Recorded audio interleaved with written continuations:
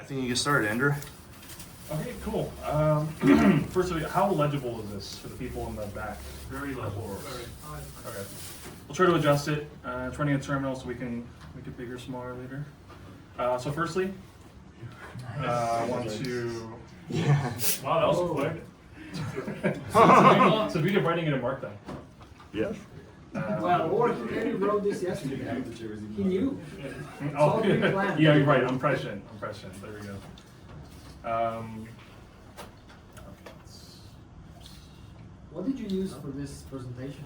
it's called Presenter, and it's written in Rust. And I learned about it from Ian. I learned about it from So it someone runs on Rust Mac. Rust.com. I'm sorry. I think I heard about it He from. runs on a Mac. Yeah. Oh yeah. Yeah.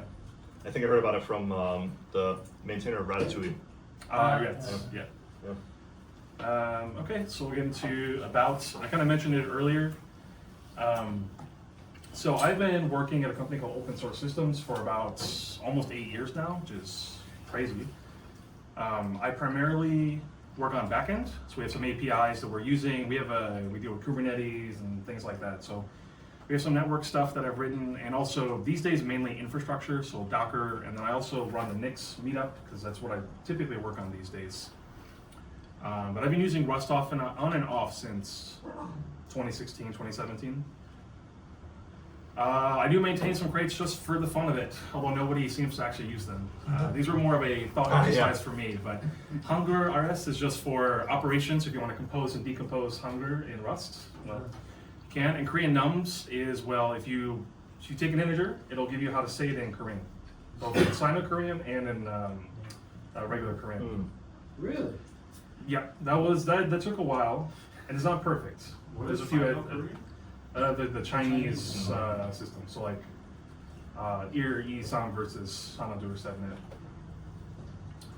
I started as a Ruby on Rails developer, so I do have a little bit of experience with web stuff, and the reason I bring this up is I'm not a front-end developer. So you may be wondering, why is a back-end and an infrastructure guy giving a talk on the web? This is more for like learning purposes, because I've been wanting to make apps more and more that are not just terminal based. But in the Rust ecosystem, I've always been kind of inundated because there's just various things. There's various projects, and I'm not sure. Okay, should I use Lepta? Should I use U? Should I use Sycamore? Or these various things that have come and gone, and I'm not really sure. I wasn't really sure where to even begin. So this was kind of like a learning exercise on that. So some things may not be correct, but I'm trusting that y'all can also chip in. Yeah, so feel free, if you have a thought or a concern or anything, just shout it out. I want this to be like a, back and forth feedback. So let's get into it. So I'm going to start with the server frameworks that are actively maintained on the Rust side. So if you say you have a more typical structure where you have like a Rust-based backend, and you want some sort of front end, which could be like one of the Rust-based ones, or it could be your standard React, Angular, Vue, Svelte, whatever. Axum. This is by far the most commonly used one. It has about almost 20 million downloads a month. Wow. It has nearly 2,000 commits and 408 contributors. This is by far the most commonly used one out of all the ones I'm going to mention tonight. It's based on, is it Tokayo or Tokyo? I think it's Tokyo. Yeah. So they're also, that's a huge part of the Rust ecosystem. So them and Axum and all the stuff internally that they're using. Maybe Andrew, can you explain, so Tokyo, maybe explain Rust runtime if you might not know. If there's a is there a runtime associated with the language, and what does that mean when you say Tokyo? So Tokyo provides an async runtime. We used to have, there were two, right? Async stood, but Tokyo is the main one that people have kind of like converged around. I can't speak to that level more technically, but if you want. Yeah, I mean, it's the one that people know. Rust itself is a language that doesn't have a runtime, so you kind of bring the runtime to the language, and Tokyo is by far the most popular. And the runtime is written in Rust. Yes. Yeah, I mean, Mio has there's some underlying unsafe code, but yeah, the one. Yeah. The next one is Actix, also extremely popular. I think it started as just Actix and then split into Actix as well. This is about 2 million, almost 3 million. So quite a big drop off. But it's still pretty actively done, or actively used. Almost 5,000 commits, 375 contributors. The next one is Warp. So Warp was it's kind of using a different format. I'm gonna have to make this a little smaller because I have more going. 800,000. So again, we're just going quite far down. 604 commits, 176 contributors. Next is Salvo. I don't even heard of or uses Salvo. No. So while doing my research, I just came across like a few of these things. Salvo just builds itself as being more simple to use than Axum and Actix. But when I looked into it, it just seems kind of similar. So personally, I use Axum anyway, so I have no reason to really explore Yeah, there. I would but say was like an wondering. Axum is useful. I mean, you know, for most people building web stuff, you want some sort of authorization thing in the middle. You want different extensions in the middle. Tracing. I work heavily on what is now the tracing stuff in Axum. I'm a contributor, so it you know, for more typical web stuff that's somewhat useful in production, it does really well. If a little bit complex. I remember looking at implementing middleware in Axum, and the first time I was like, oh my god, what is all this code? But then as you kind of like look at it Once you more, get the it's- mental model, we should talk on that. that would be a fantastic talk. Someone look at like the tower services and things like that. It's very powerful. Next one, 87 contributors, it's also very small. And then Poem, this was by far, I think, the smallest one, but it looked kind of cool. $147,000 a month, 1,500 commits, 141 contributors. And then, let's see. Where'd it go? Okay, so yeah, we have even more. So there's Rocket. Rocket was also very, very popular for a while. It doesn't seem to be actively maintained anymore, or seems to be kind of like in a stasis. It was a PhD project. Yes, and that guy's just busy now, so. And it was like the Rails. It was trying to be the Rails. So actually, they have created now foundation. They Oh. call it Rocket Foundation. Wow. Yeah, where they are trying to sponsor the candidate who want to contribute because they Take over. Oh, nice, they are okay. busy, so now they are migrating to this kind of model. So maybe they will try to. Okay. Yeah, I saw this like because I was looking at their last release, which was sometime last year. But that's awesome. That's really good to know. They also I think we're the first to do the macro-based Yes. decorator. So for Python users, if you use it's Flask, like you decorate a Django. function. Yeah. It's more like Django. Yeah, it was very nice. Very Yeah. so it's So I think they were one of the first ones to really do that, and then some of these other guys have also copied that sort of macro style of routing. Axum basically copied that, but built it on top of Tokyo and Hyper and the tower services, and just put it all together with macros. Yeah. So next we have Loco. I think this is actually the one that's trying to be the Ruby on Rails of Rust, but no release since of like either last year or 2024. Gotham, which is yet another framework. Ntex, I learned about it today. It's just so much. There's just too much going on. So personally, for anything backend related, I'm just sticking with Axum. That's my go-to. But it's not really the focus of today's talk. I just wanted to point these out. Okay, so but the question is why, right? It's maybe your guys' most pressing question is why would you do it in Rust when you have JavaScript, which is actually native to the browser? Why not just use any of the popular ones, powered by the biggest companies in the world like React, Angular, Svelte, Vue. And then I watched, so what kind of spurred this talk as well is I watched a video by a certain developer, who I'll bring up in a second, but he mentioned to actually not think about it in this sort of sense, and actually that's the basis of this talk is, I'm not going to sell you on doing things in Rust, but the question is, the way I'm thinking about it is, I want to build an application in Rust. Is it possible? Because if you're already using JavaScript, then just use JavaScript. I mean, it's great, or TypeScript or whatever. I mean, you would use whatever you can, or whatever you're familiar with. But this is the Rust Meetup, and I think a lot of us actually like working with Rust. I find JavaScript, I don't like it. I'll just be honest, I don't like it. TypeScript, it's kind of, I'm like medium-like on that. It's got just some warts in the way that it does stuff, because it's stuff bolted on, it feels very bolted on stuff to JavaScript. I just really like Rust. And this is by a quote from a different talk by Greg Johnston, who created Leptos, which is probably one of the premier WASM-based Rust frameworks. And I'm going to talk about that later in this talk. He had a really good YouTube video, so the future of Rust web applications. So another question is, what ecosystem do I need or do I want? So again, if you're already working in JavaScript land, why would you use Rust? Just use JavaScript. You already have the libraries. But for a lot of us, we have primarily a lot of our code is in Rust. So we're kind of like in the opposite situation where working and trying to translate that logic, either you have to kind of duplicate models, for example, if you have a JavaScript front end and a Rust backend, it's not a great situation if most of your code or logic is already in Rust.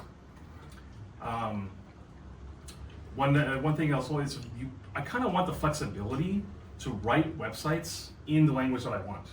I mean, JavaScript is cool, but as I mentioned, I started in Ruby, and I actually also like Ruby as well. It's also a preferable language to me. So I've always been wondering, okay, but why can't I just write in the languages that I actually like?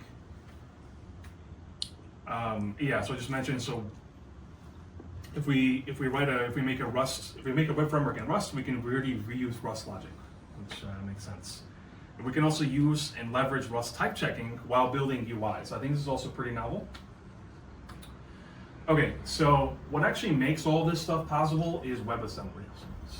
Can I chime in? Oh, I'd yes. like to add one more point. That just remembered while listening to your talk. At AWS, I think last year or so, they basically replaced for like Amazon Prime, it was they replaced lots of their I think React-based stack for like the basically the lot of web JavaScript. apps that's running on TVs, whatever. Fire they TV need. stuff, Yeah, yeah. they replaced this with Rust and Yes, they're like and crazy awesome. like improvement. They still use React for like lots of part of it, so it's not like throwing it all out of the door. But they used it like strategically, but still on the It's a scale. podcast with the, Yeah. the people from Amazon. Oh, really? Remind us, and we'll post that in the Telegram. Yeah, we should like really do it. I Yeah. just know that It's a like very we good have, so podcast, this yeah. would be another like option where basically classic web frameworks might be too slow on like smaller devices. Oh, for low power devices. Yeah, yeah. So a MacBook or whatever, like Yeah. something that we might often forget is like an iPhone is super powerful, but what if you have like an Android phone that's $100 and you're not from like I don't know, like Germany for instance. So yeah, just one additional point. And for that, were they using like Rust like backend frameworks like Axum or something, or did they also use like one of the Wasm powered front ends? They use what's it called? eGUI? Yeah, Oh, right. eGUI, Yeah. really? Yeah. Oh, interesting. There's a blog post. I will post it in the group chat. So eGUI is really fascinating. I was actually looking at it this morning because it's a GUI library, but it works on a web browser via OpenGL or WebGL. Yeah. So it's not actually a typical HTML application. It's just being rendered Yep. with WebGL. Yeah, it is, yeah. I think it's really cool. Okay, so yeah, WebAssembly is actually what makes the Rust-powered frameworks possible, because the web browser has a couple things that it actually understands, which is HTML, CSS, JavaScript, and now WebAssembly. WebAssembly is an amazing technology that is very stupidly named. This has been a rant of mine for like years, because if you see the name, web, you think it's for the web, and it can only run in the web or it's more for the web, but really all it is, it's a binary instruction format for a stack-based virtual machine.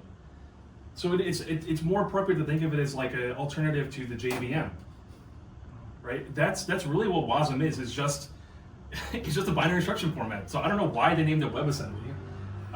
I know it has some origins with that, because it grew out of what assembly script or something. Yeah, asm.js, and yeah. There's also a really good podcast about that recently. So yeah, I guess for historical reasons, that must be why, because it's just Yeah. bonkers name for They such a actually, really cool technology. Luke Wagner, I think, said that he didn't like the name, and yeah, there was this fun back and forth about that, and no one really liked the name, but it stuck, and Yeah. they couldn't think of anything Yeah. better, so yeah. I prefer Wasm because then you can kind of like Yeah. ignore like, hey, what does it actually stand for? Yeah. But so the neat part of this is that it doesn't. So WebAssembly is associated with the browser, but you can run it anywhere that the Wasm runtime is supported. So you could have this on embedded hardware. You could have this and just other applications. So I'm kind of blanking on right, but the main thing I think would be really cool is embedded hardware, because with Wasm you compile to modules and it actually supports hot swapping. So for example, if you have like, I don't know, some robotics arm that you need to change out the behavior, or there's some bug, you can just swap out the module while it's doing its thing.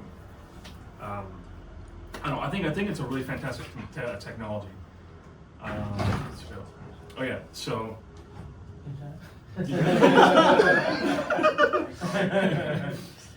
So it runs in a memory-safe sandbox execution environment. It's also another huge point for running apps or WASI apps or just running WebAssembly is that it's sandboxed. So whatever there's a what's called a WebAssembly executor, and that actually controls what the runtime can even access. So for example, if you're worried about network calls, well, it doesn't have access to the network at all. So big plus for WebAssembly there. Yeah, I can add to that. There's these capabilities built into the system. And you Yeah. mentioned WASI. WASI is like the POSIX, the underlying library for working with these various kind of pieces of sockets, networking, etc. to work with it. So WASI versus WASI. What is the WebAssembly instruction format or? So something it originally stood for WebAssembly System Interfaces, but it was too low level in its imagery, so they've actually renamed it to WebAssembly Standard Interfaces. Yeah. Oh, and okay. so you can import a clock, you can import a HTTP. So it's basically in other languages you would think of it as an interface contract. That's basically what it is. It's you have these standardized interface contracts, like POSIX, the analogy for POSIX. You're not getting a low-level BSD socket, but you're getting a way to make a network request, like a fetch file or something like that. I want to standardize manner. Yeah, all in a standardized manner, and this lets you write code that is sandboxed, and you can say if this has this capability or not. Mm-hmm. And you make each sandbox, you can access HTTP and file system based on your permission. Right. Another cool aspect is the hot swappable modules, as I mentioned earlier. Many languages support as a compile target. So really, we're at a Rust Meetup, and you can use any number of languages now. That any language that compiles to WASM, you can run in the browser, which I think that's still mind blowing to me.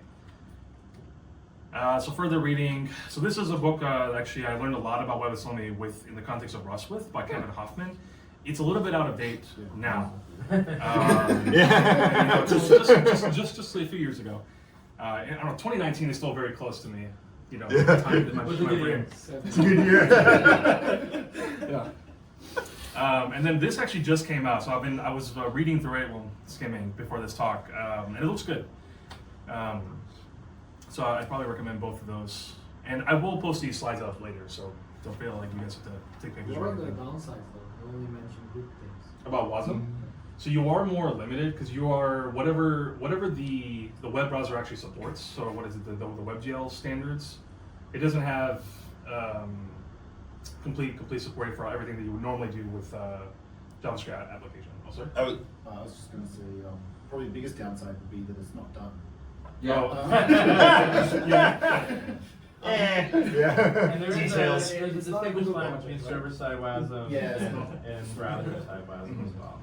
Yeah, the server-side WASM and browser-side WASM are very different, and I would say the biggest issue most people come up with on the web is that you don't have direct access to the DOM in your WebAssembly code. So when you're writing, Rust or anything else that compiles to WebAssembly, you can't there's no document.getElement by ID. You actually have to go back out to JavaScript or get it passed in. So JavaScript has to be responsible for all of that, and then you put your your business logic-y or your performance sensitive or whatever code in the WASM module. So that barrier is kind of annoying, and that's one of the things that WASI is aiming to eventually solve. Yeah, the other on the server, I speak more for the server side because I worked on that. But the big thing is runtimes, and the kind of de facto one is basically what came out of Fastly, is Alex Crichton and people like that.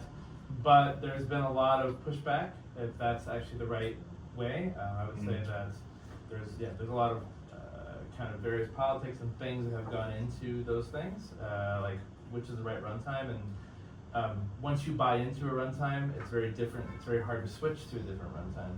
So I would say on the server side in particular, they're completely different. Interesting. And so I would say there are some issues there because of what companies ended up taking over on different things for doing server-side WASM. I see. Yeah. And based on my experience, you're right. The biggest downside of the WASM and WASI is specs, and what people are talking about is far away from actual, based on my experience.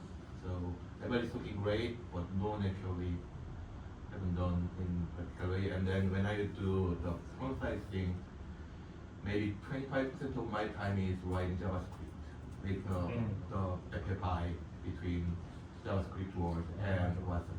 Mm-hmm.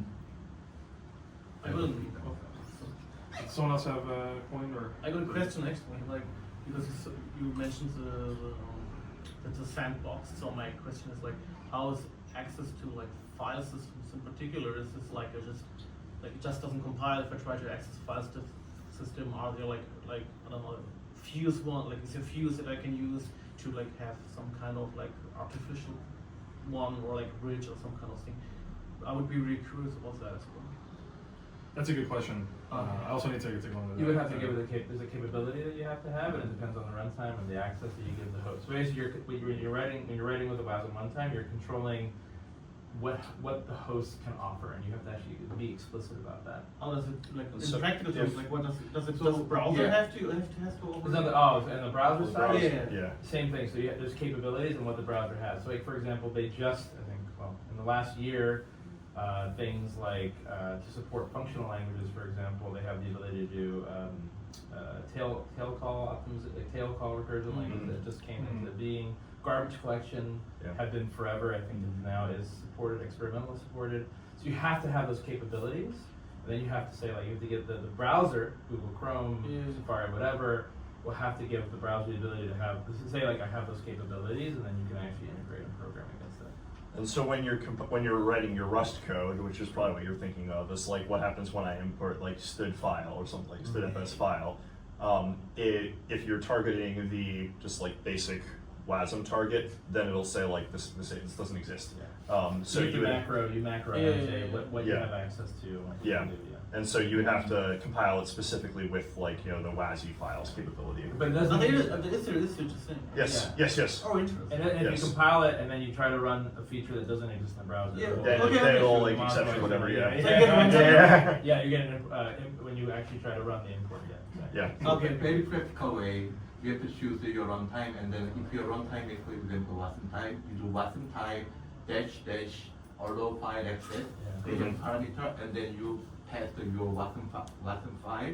But also you have to implement the method you can access the local file. So you have to do basically practical way. If you program right, you can do like your runtime -- allow file access or allow net, something like that. So then we can access our stuff. It actually can be pretty complicated if you're trying to use some of the more interesting features. If you're just building like doing some math, it's pretty easy. Yeah, I'm mostly asking like because of the background that we have these like AI agents and like sandbox. Yeah. It's a huge thing right now. So Yeah. and I looked into that before and like okay, how like do we have to run them like micro VM somewhere inside and so the agent can run it has a file system or like. So it's like WASM time is essentially like your hypervisor in that case. Like WASM time or WASM or whatever backend you run, and you specifically tell like WASM time on the CLI, you get access to this directory or this file or nothing. Like default is nothing. So would like my local file system would then be like interacting with. It's like Docker, like you map a So directory the or a browser file. would talk to my local files, and it only can talk to the. Is this correct? Like, no, understand. I'm not as But familiar I with should say browser there is side. actually a capability model to Yeah. WASM. Yeah. Okay, I don't want to like talk like. No, it's It's a around too much, but it fascinating is. Just came out and a little. Well, we only have 2 talks this week, All so these it's experts we can put a pin and come back to it in the yeah, Telegram. yeah. Okay, so some crates related to the stuff we were all just talking about. So WASM bindgen, this actually is what is taking the Rust code and just generating the bindings to WebAssembly. So yeah, it basically facilitates because you can call JavaScript functions. With a JavaScript, you can obviously inside the JavaScript end you can call Rust functions. So this is what actually makes that possible. WebSys is another crate. So WASM bindgen, I believe it uses WASM bindgen. Bindings for web API. It's generated from Web IDL, which is just like this interface specification, and it's like that's what the Web IDL determines what the web browser support, what they will end up supporting. JSSys is binding for JavaScript objects and functions in Node.js and browsers, so that on the Rust side that you can then access JavaScript objects. I think you can actually access the document and things like that. Yeah, now you in need to Rust go stuff. through this as a Yes. layer, basically. Yeah. Yeah. Yeah. Wasm Pack. So this is like a CLI that basically like does all this stuff for you, so you don't have to Don't deal use with it. stuff. It's also not. Is it still maintained? Because I saw There the was some Wasm issues Pack. Yes, there, now, yeah, and, but, and then it makes some big assumptions that if you're trying to do something very specific, it will screw you over. Gotcha. Because I did notice that the Wasm Pack, the working group, I guess, is no longer there, and then the, Yeah, I the think it book, kind of is like the dead. Wasm Pack book is it just says this is no Yeah. longer maintained. Yeah, I think it's dead. So what do you recommend instead? Just You like basically raw gotta binding? go through BindGen and web. You just basically gotta craft these things together. There are probably some new frameworks that try to put these things together. I think that's what Trunk is. Okay, yeah. So This is Trunk not also there when built I itself was as a doing it. Wasm application bundler for Rust. And Leptos, U, and Sycamore, all these libraries or frameworks, they all recommend that for local development at least. I guess you can also use it to just build your Wasm files. It's a bundler, yeah. Yeah. Yeah, we use it for local development, and this is me like just trying to like take fiercely like notes. This is just like a lot of stuff, but if you're really working on an app, you don't have to deal with a lot of these except for like WebSys and JSys when you're going like trying to access like specific things in the DOM. Because really like Trunk or it used to be Wasm Pack will just take care of it for you. So yeah, this is Wasm BindGen. So this is just like a really simple example for them, but you have externcy with this macro is what actually lets you use the alert function from the browser. So you can access it on the Rust side. So yeah, here we have a greet function, and this will send it. This is also Wasm BindGen will send it back and forth. So here it's actually calling alert, and then in the JavaScript side, we're importing greet, and then we're calling that function. So basically, this is just we have now in JavaScript land called Rust code. So this is just a small. Which in Wasm turn BindGen. calls JavaScript code. Yeah. So it's hello world and ping all in one. Is that the part when you said you're writing 25% of the code, like the glue code? Yeah.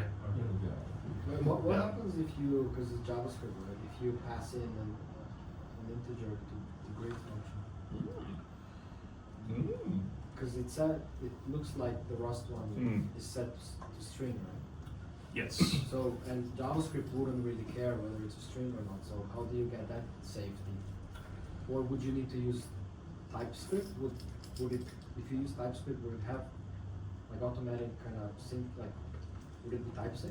Both of those are really good questions. Although I do remember from the talk from Greg Johnston, he mentioned that through Rust, he actually figured out that there's a lot of JavaScript functions that can throw exceptions. That he learned that they could do that through the Rust bindings. So what I'm assuming is that if you try to do that, then it's just going to blow up on the Rust side or error or whatever. I think. Am I correct? I've never tried that. That's a good good question. I would assume you The get an exception underlying from JavaScript. Wasm binary will be looking for string types, so it will blow up. Yeah. And if you're using something like Wasm BindGen, then that sort of coercion to another type is probably in the generated bindings. Yeah. It's a Right, very yeah. specific Yes. type when it gets Yes. generated. Yeah. Okay, and then so this is another example of Wasm BindGen in WebSys. So for example, you can access the window, the document, the body. You can see here that this can fail. So you do have to handle. So this will return a result because they could potentially not exist. Which is the beauty of doing this in Rust. This is why you want to do these sort of things in Rust, or why we Rust programmers like doing it is because we get the type safety from the actual API because it just doesn't assume that these things exist.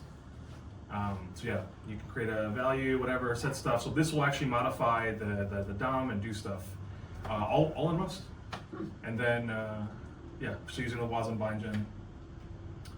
Okay, so now we're getting to the actual web frameworks. So I'll go through those quickly. So there's like 3 big ones and then like a bunch of like small ones that I've never heard of.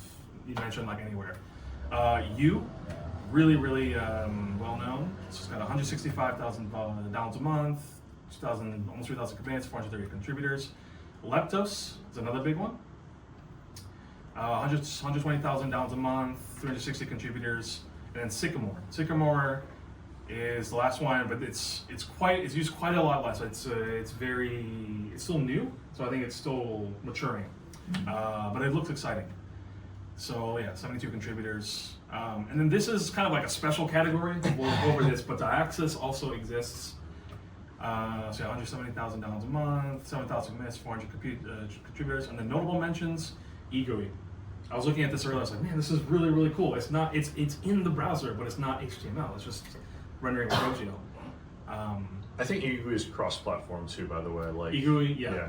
Like you can build like a native app with WGD or something. Yeah, there's actually a couple. Yeah. There's a couple that are like they started as like Rust GUI, Rust tools for making GUIs that are cross-platform, but then they added the web as a target with WebGL. So with eGUI, you don't need actually those bindings in JavaScript. It can be completely everything in Rust. The whole. I would assume so. Yeah. Because it doesn't render. So if I You need like very minimal, like couple lines of boilerplates. kind of Like you thing. set the Oh, yeah. canvas and import the WASM module and call run or something. So this is eGUI's website. But it literally just looks like yeah. Whole widget demo. Yeah. It's very, very interesting. So real pain is actually you're not gonna run single big WASM file for your entire SPA. Problem is you have to make it smaller WASM modules and put it. Let's say you have like 10 or 20 different components in your website. I probably recommend running 20 different WASM files. The problem is communication between WASM modules. Oh, interesting. Then there's another page you have to deal with JavaScript. Huh. Okay. So do you just use on the JavaScript glue code? You have to handle message passing? And I use DOM, virtual DOM, Mhm. as a bridge. So my one wasn't communicating with virtual DOM. Nice. That sounds fun. But yeah, so these are the big three, and they also, I'm going to show you code examples. They all look very similar because they all inspire each other. But before we get into that, I'm going to get into a language that I don't recommend that anyone use. It's called Elm. But it's very cool. It's a cool, in theory, language, but the owner, so if you guys might know the term BDFL, which is Benevolent Dictator for Life.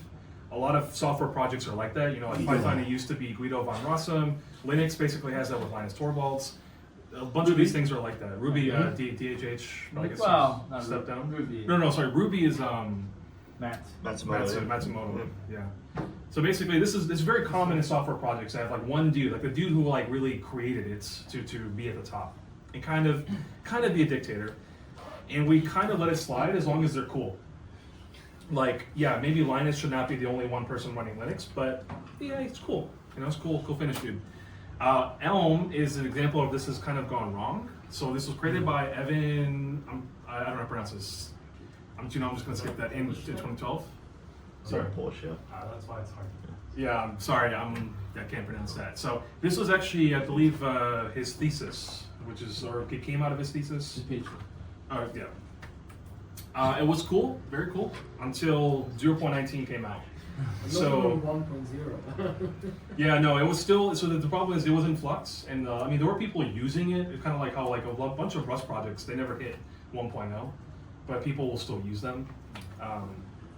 The problem with 0.19 is that there were ways to get around. So Elm, you could use Elm and JavaScript, and you could do whatever because Elm will not control everything, especially because it's in development. So less people were doing stuff with JavaScript like on the side to do workarounds or fixes or whatever.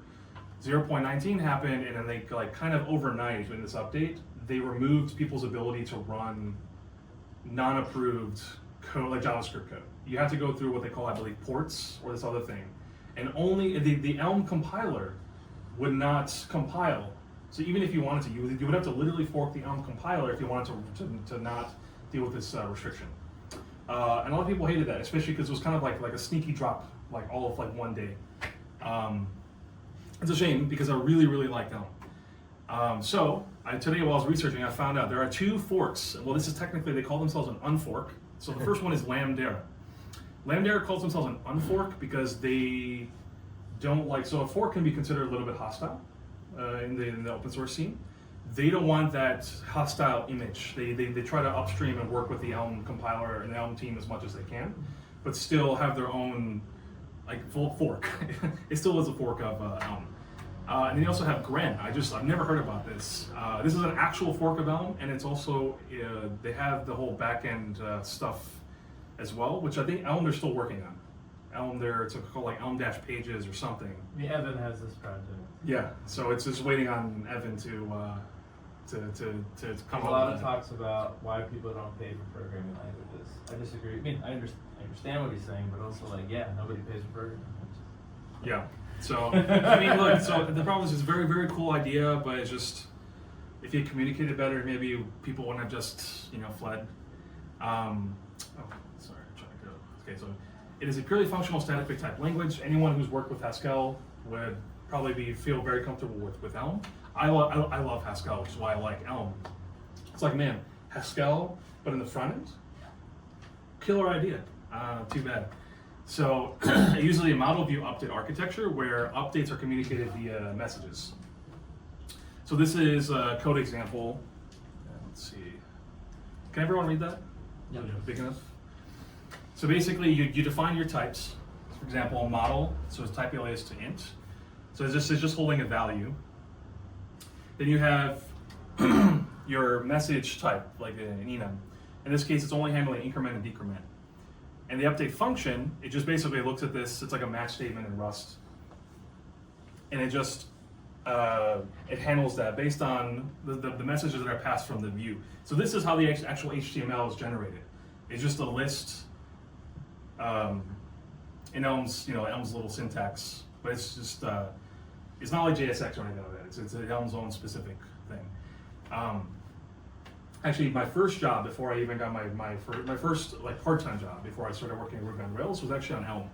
They had some sort of different backend and Elm as the front end, and man, I thought it was a great language. So, I'm really glad that you, Sycamore, and Leptos are all inspired by Elm. By the way, the Yarn, I did the Gleam, and Gleam has their web framework, the Luster, and Luster uses its own implementation with Elm. Oh, and okay. And it works great, and I use model view update because it's not the your Elm or their way. It's Gleam way of doing the thing. It Well, works. I'll have to check out Luster then, because that sounds awesome. It's my preferred way of doing things. I'm just a functional. I love functional languages in general. So the first one is U. They use a HTML like macro syntax, which is going to be very familiar to anyone who's familiar with JSX. Do everything in the form of components, and the way they speed up or have performance is that they use virtual DOM diffing.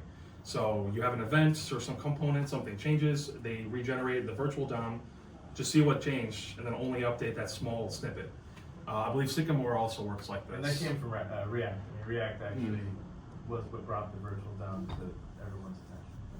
I think this and Sycamore are both really heavily inspired. I mean, and those.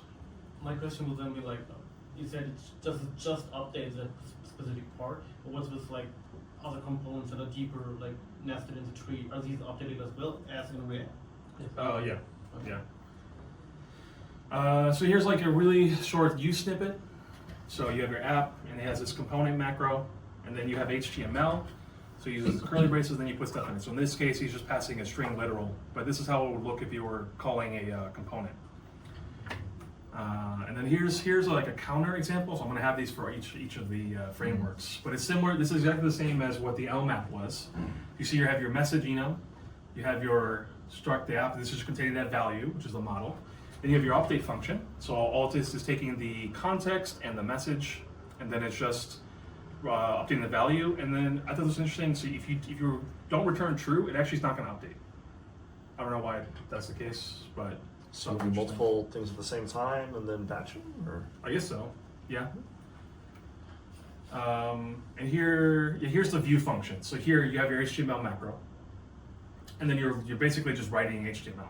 You have your stuff here where you well, that's not good.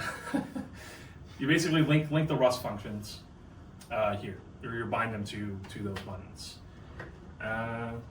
So yeah, that's you, and it's all powered via WASM. Leptos. Also uses a similar macro, but they call it Vue instead of HTML, and they use RSX, which is just, they call it Rust, but sorry, JSX, but with Rust. And they use signals. Leptos and Sycamore as well, they both use signals for handling reactivity. So it does Leptos, they have SSR, so server-side rendering, client-side rendering, and then they can do partial, so it'll send over the HTML, and then what is it, it's called hydration. Yeah. Sorry, I'm not a front-end developer, so. And then it integrates with Actix and Axum. So if you have, that is your server-side rendering. They have what they call isomorphic server functions. It basically is just, you write a function, you call it either the backend or the front end. So Rust side or JavaScript side. So for example of an isomorphic function is this to-do or add to-do function, which is operating on the Rust side. So it's tagged server. And all this is just doing is taking a to-do, inserting it into SQLX. Not super interesting. On the client side, what they can do is they can just call this function, add to-do. So this is in the JavaScript side. They are calling that Rust code. Here is tagged as a component. And then here's a counter example. So here it's using that Vue macro to have basically RSX or JSX.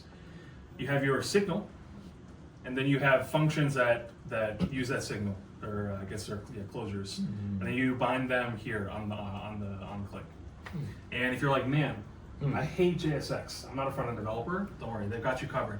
You can use this hideous syntax. Actually, this is a little bit more readable to me, but I'm not a fan. I would much rather write this. So yeah, the same counter function, just with that. And then with the last one we have is Sycamore. So again, it's really based on React. It's got fine reactivity. All these frameworks have this sort of stuff. So very, very, very similar. So it's got a view. So you've got your paragraph. You got your struct that are props. Again, these are all kind of very similar to each other. And this is also with Leptos. This is using you create a signal, precursors that modify that, and then you bind that to functions. So that brings us to Dioxys. So Dioxys, so the last few frameworks are very similar, but Dioxys is kind of like its own thing. So Dioxys aims to cover everything. Desktop platforms, mobile, and web as targets. So one code base for everything. So if you're running it on your laptop or whatever, then you'll have native Rust code that calls out the system's web view, kind of like Tori. I think Tori is very similar. Yeah. They have their own. There's a lot of similarities, tool. They have their own tool called DX, which actually wraps cargo. So when you run it, it'll manage your stuff, your cargo, that's how and all that, serving. And then, this is personal opinion. It's a negative signal to me. They were in Y Combinator. I'm not a fan of Y Combinator, so I'm not. This alone would disturb. You need the company up. I'm just not a fan of anyone who is on Y Combinator currently. I don't really trust their decision making that much. This alone would deter me from using Dioxys. As cool as it is, I think it's admittedly very cool technology, and they're being paid to do it, but I just really don't like Y Combinator. So here's a counter example. So again, they use signals. You bind it to functions. Again, you're using, this time they actually call it RSX, so this is a little bit of an improvement, I think, versus just HTML or Vue. A further reference. I'll say one cool thing, by the way, about Dioxys is that they figured out how to do hot reload from Rust code, which is probably one of the reasons why they have the cargo wrapper, if I had to guess. Yes. There's some new, is that right? Yes, so they have the hot reload, Yeah. also Leptos does. So sorry, I meant to mention this. Man, I completely forgot. To follow up on what you said earlier, the negatives. One huge negative of doing things in Rust, we all know, is long compile times, right? You can't just really write some code, refresh instantly. But what Leptos and other libraries and Dioxys have been working really hard on is hot reloading. So even though it's Rust, it does the initial build will still take some time because it's Rust. But then it uses a similar technique to that virtual DOM diffing when you're doing local development to only rebuild the exact parts that need to be built. So even though you're using Rust, you still get very fast iteration speeds like you would with building with React or whatever JavaScript framework. with those React type ones with previously, do they compile to JavaScript or is it WASM? It's a WASM.